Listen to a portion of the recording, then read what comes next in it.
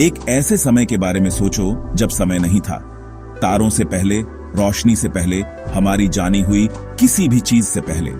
सब कुछ, वह सारा मैटर और एनर्जी जो कभी भी मौजूद होता, एक सिंगल पॉइंट में सिमटा हुआ था। यह पॉइंट एक एटम से भी छोटा था, फिर भी इसने पूरे ब्रह्मांड को अपने अंदर समेटा हुआ था। यह बहुत गर्म और घना था, एक ऐसी स्थिति जो हमारी रोजमर्रा की समझ से परे है। कोई ऊपर या नीचे नहीं था, कोई यहां या वहां नहीं था, क्योंकि स्पेस खुद अभी पैदा नहीं हुआ था। यह यूनिवर्स अपने बचपन में था, शुद्ध संभावना का एक पल, उस संकेत का इंतजार कर रहा था जिससे उसकी भव्य सामने आने वाली कहानी उस विशालता में शुरू हो जाए जो आने वाली थी। यह एक ऐसा कॉन्सेप्ट है जो हमारी कल्पना की सीमाओं को खींचता है। फिर एक पल में यह हो गया, द बिग बैंग। यह स्पेस में कोई धमाका नहीं था जैसे कोई क्रैकर, यह स्पेस का धमाका था। यूनिवर्स ने उस सिंगल छोटे पॉइंट से तेजी से फैलना शुरू कर दिया। पहले सेकंड के कुछ हिस्से में यह रोशनी की गति से भी तेजी से बढ़ा, एक घटना जिसे हम इन्फ्लेशन कहते हैं। इस फैलाव ने स्पेस और टाइम को बनाया जैसा कि हम उन्हें जानते हैं। यूनिवर्स मौलिक कणों का एक गर्म सूप था, एक अराजक और ऊर्जावान जगह। यह परम शुरुआत थी, हर चीज की शुरुआत, वह पल जब हम सभी के लिए यूनिवर्स या घड़ी टिक टिक करने लगी। जैसे जैसे यूनिवर्स फैला, वह ठंडा भी होने लगा। यह ठंडा होना यूनिवर्स या कहानी में एक महत्वपूर्ण कदम था। शुरुआत की तीव्र गर्मी में कुछ भी एक साथ नहीं रह सकता था, लेकिन जैसे जैसे तापमान गिरा, कण एक साथ जुड़ने लगे। प्रोटॉन और न्यूट्रॉन, परमाणु नाभिक के बिल्डिंग ब्लॉक्स बनने लगे। लगभग 3,80,000 सालों तक यूनिवर्स अभी भी इतना गर्म और घना था कि यह एक घने कोहरे जैसा था। फोटॉन नामक प्रकाश कण दूसरे कणों से टकराए बिना ज्यादा दूर नहीं जा सकते थे। पूरा ब्रह्मांड अपारदर्शी था, बिना किसी स्पष्ट संरचना के एक चमकता हुआ धुंधला विस्तार। आखिर में यूनिवर्स इतना ठंडा हो गया कि एटम बन सके। इलेक्ट्रॉनों को नाभिकों ने पकड़ लिया, जिससे पहले स्थिर एटम बने, ज्यादातर हाइड्रोजन और हीलियम। यह एक परिवर्तनकारी क्षण था। अचानक कोहरा छंट गया। प्रकाश अब पहली बार पूरे ब्रह्मांड में आजादी से यात्रा कर सकता था। यह प्राचीन प्रकाश शिशु यूनिवर्स से निकला हुआ आज भी यात्रा कर रहा है। हम इसे कॉस्मिक माइक्रोवेव बैकग्राउंड रेडिएशन के रूप में पता लगा सकते हैं। एक हल्की चमक जो पूरे स्पेस को भर देती है। यह एक जीवाश्म जैसा है, यूनिवर्स की एक स्नैपशॉट जब वह सिर्फ एक नवजात था, और यह सबसे पुरानी रोशनी है जिसे हम कभी भी देख सकते हैं। कोहरा छंटने के बाद यूनिवर्स कॉस्मिक डार्क एजेस नाम की अवधि में दाखिल हुआ। लाखों सालों तक कोई तारे नहीं थे। बिग बैंग की हल्की फीकी चमक के अलावा कोई रोशनी नहीं थी। ब्रह्मांड हाइड्रोजन और हीलियम गैस के विशाल शांत बादलों से भरा था जो फैलते हुए अंधेरे में बह रहे थे। यह एक सरल, शांत और बहुत अंधेरी जगह थी, लेकिन यह शांति हमेशा के लिए नहीं रहने वाली थी। इन विशाल बादलों के अंदर एक नई शक्ति हावी होने लगी थी। ग्रेविटी, गुरुत्वाकर्षण धैर्यवान है, लेकिन यह अथक है। इसने चीजों को एक साथ खींचने का अपना धीमा, स्थिर काम शुरू कर दिया। गुरुत्वाकर्षण ने गैस बादलों के थोड़े घने क्षेत्रों पर खींचना शुरू कर दिया। जैसे जैसे ज्यादा से ज्यादा गैस खींची गई, ये क्षेत्र घने और गर्म होते गए। इसे एक यूनिवर्सीय स्नोबॉल की तरह सोचो जो पहाड़ी से नीचे लुढ़क रहा है और ज्यादा से ज्यादा बर्फ इकट्ठा कर रहा है। लाखों सालों में गैस के ये गुच्छे विशाल, घूमते हुए गोले बन गए। उनके केंद्रों पर दबाव और तापमान आसमान छू गया। यह जबरदस्त दबाव हाइड्रोजन एटम को अविश्वसनीय बल के साथ एक साथ निचोड़ने लगा। यूनिवर्स के पहले महान निर्माण कार्य के लिए मंच तैयार हो रहा था, खुद शुरुआत के बाद से। जब इन गैस के गोलों में से किसी एक का कोर काफी गर्म हो गया तो कुछ जादुई हुआ, न्यूक्लियर फ्यूजन। हाइड्रोजन एटम को हीलियम बनाने के लिए एक साथ फ्यूज होने के लिए मजबूर किया गया, जिससे इस प्रक्रिया में भारी मात्रा में ऊर्जा निकली। एक तारे का जन्म हुआ। तारों की यह पहली पीढ़ी जली, पहली बार अंधेरे यूनिवर्स को रोशनी से भर दिया। यह यूनिवर्सीय भोर थी, वह पल जब पूरे यूनिवर्स में रोशनी जली।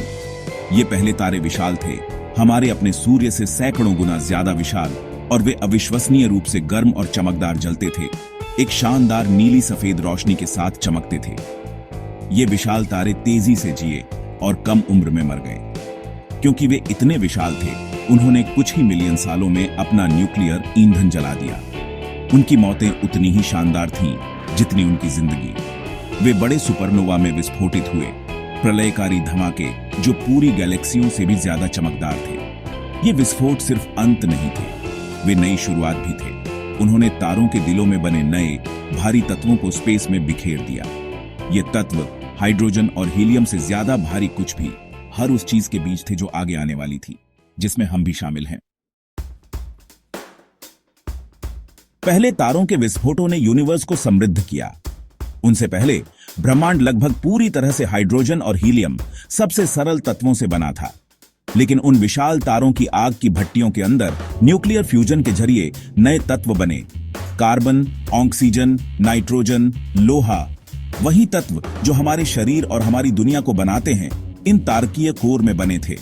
जब ये तारे सुपरनोवा के रूप में विस्फोटित हुए तो उन्होंने इन कीमती नए पदार्थों को ब्रह्मांड में फैला दिया। यूनिवर्स अब सरल नहीं था, ये रासायनिक रूप से जटिल और दिलचस्प होता जा रहा था। ये तत्व स्पेस में तैरते रहे, मौजूदा हाइड्रोजन और हीलियम बादलों के साथ मिल गए। गुरुत्वाकर्षण हमेशा की तरह गैस और धूल के इन नए समृद्ध बादलों पर फिर से काम पर लग गया। इसने इस सामग्री को एक बार फिर से एक साथ खींचा, लेकिन इस बार रेसिपी अलग थी। इन नए बादलों में सिर्फ तारे बनाने के लिए ही नहीं, बल्कि और भी बहुत कुछ बनाने के लिए जरूरी भारी तत्व थे। अरबों सालों में तारे के जन्म और तारे की मृत्यु का यह चक्र बार बार दोहराया गया। तारों की हर नई पीढ़ी ने ज्यादा भारी तत्व बनाए और उन्हें स्पेस में बिखेर दिया।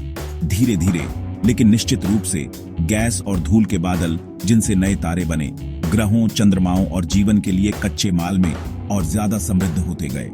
इन समृद्ध बादलों से गैलेक्सियां आकार लेने लगीं। एक आकाशगंगा तारों, तारकीय अवशेषों, अंतरतारकीय गैस, धूल और डार्क मैटर का एक विशाल गुरुत्वाकर्षण से बंधा हुआ सिस्टम है। हमारी अपनी आकाशगंगा मिल्की वे देखने योग्य यूनिवर्स में सैकड़ों अरब गैलेक्सियों में से एक है। कुछ गैलेक्सियां सुंदर सर्पिल हैं, जैसे हमारी अपनी। बाकी विशाल गोल अंडाकार हैं और कुछ अनियमित हैं, बिना किसी निश्चित आकार के। हर एक यूनिवर्स या शहर है जिसमें अरबों या खरबों तारे रहते हैं, जो सभी गुरुत्वाकर्षण के आलिंगन से एक साथ बंधे हुए हैं। हर तारा अपने ग्रहों के परिवार के लिए एक संभावित सूर्य है। इन गैलेक्सियों के अंदर तारे के बनने की प्रक्रिया जारी रही। गैस और धूल के विशाल बादलों के अंदर छोटे गुच्छे ढहने लगे। जैसे ही इन ढहते हुए बादलों में से किसी एक के केंद्र में एक नया तारा जल उठा, बचा हुआ पदार्थ, धूल, बर्फ और गैस की एक घूमती हुई डिस्क उसके चारों ओर परिक्रमा करने लगी। इस डिस्क को प्रोटोप्लेनेटरी डिस्क कहा जाता है। यह तारों की धूल की इन घूमती हुई डिस्क में तारे के जन्म के बचे हुए अवशेषों में सृजन का अगला अध्याय सामने आने वाला था। अब ग्रहों और पूरे सोलर सिस्टमों के निर्माण के लिए मंच तैयार था, यूनिवर्स के छोटे कोने जहां और भी जटिल चीजें हो सकती थीं। लगभग 4 अरब 60 करोड़ साल पहले मिल्की वे आकाशगंगा के एक शांत कोने में हमारी अपनी कहानी शुरू हुई। गैस और धूल का एक विशाल घूमता हुआ बादल लंबे समय से मृत तारों के विस्फोटों से समृद्ध अपने ही गुरुत्वाकर्षण के तहत ढहने लगा। इस सामग्री का अधिकांश 99% से भी ज्यादा केंद्र में गिर गया, गर्म और घना होता गया, जब तक कि न्यूक्लियर फ्यूजन शुरू नहीं हो गया। यह नया तारा हमारा सूर्य था। सूर्य के जन्म ने हमारे सौरमंडल की शुरुआत को चिह्नित किया। यह चमकने लगा, अपने चारों ओर बचे हुए पदार्थ की घूमती हुई डिस्क को रोशन करने लगा। इस डिस्क में हमारे ग्रह पड़ोस को बनाने के लिए जरूरी सभी सामग्री थी। इस प्रोटोप्लेनेटरी डिस्क के अंदर धूल और बर्फ के छोटे छोटे कण एक साथ चिपकने लगे, एक प्रक्रिया जिसे एक्रीशन कहा जाता है। यह वैसा ही है जैसे आपके बिस्तर के नीचे धूल के गुच्छे बनते हैं। छोटे कण टकराए और जुड़ गए, जिससे थोड़े बड़े कण बने। फिर इन बड़े कणों ने और सामग्री को आकर्षित किया, जो कंकड़ से चट्टानों में और चट्टानों से पत्थरों में बदल गए। लाखों सालों में ये पत्थर टकराकर प्लैनेटेसिमल बन गए, जो कुछ मील चौड़े ऑब्जेक्ट थे। सौरमंडल एक अराजक और हिंसक निर्माण क्षेत्र था, जिसमें अनगिनत छोटे पिंड टकरा रहे थे और मिल रहे थे, धीरे धीरे बड़े और बड़े ऑब्जेक्ट बना रहे थे। गर्म, युवा सूर्य के करीब केवल चट्टानी और धात्विक सामग्री ही गर्मी में जीवित रह सकती थी। ये सामग्री एक साथ मिलकर 4 आंतरिक चट्टानी ग्रह बनाए: बुध, शुक्र, पृथ्वी और मंगल। दूर फ्रॉस्ट लाइन नामक एक सीमा से परे बर्फ इतनी ठंडी थी कि वह ठोस बनी रह सकती थी। इसने बाहरी ग्रहों बृहस्पति, शनि, यूरेनस और नेपच्यून को बहुत बहुत बड़ा होने दिया।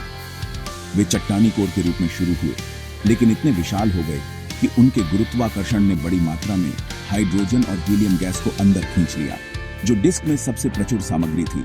और आज हम जिन गैस के दिग्गजों को देखते हैं वे बन गए। हमारा सौरमंडल इस यूनिवर्सीय इतिहास का एक प्रमाण है। यह अविश्वसनीय विविधता की जगह है, सूर्य की आग की सतह से लेकर प्लूटो के बर्फीले मैदानों तक, और यह अभी भी बदल रहा है। धूमकेतु और क्षुद्र ग्रह, इस निर्माण प्रक्रिया के बचे हुए मलबे अभी भी हमारे यूनिवर्सीय पिछवाड़े में घूमते हैं। ग्रह अभी भी भूगर्भिक रूप से सक्रिय हैं। सूर्य खुद एक दिन ईंधन से बाहर निकल जाएगा और मर जाएगा, जिससे हमारा सौरमंडल हमेशा के लिए बदल जाएगा। यूनिवर्स एक स्थिर तस्वीर नहीं है, यह सृजन और परिवर्तन की एक सतत कहानी है। स्पेस और टाइम के जरिए एक शानदार और अंतहीन यात्रा। हमारा अस्तित्व इस भव्य यूनिवर्सीय विकास में सिर्फ एक सुंदर क्षण है।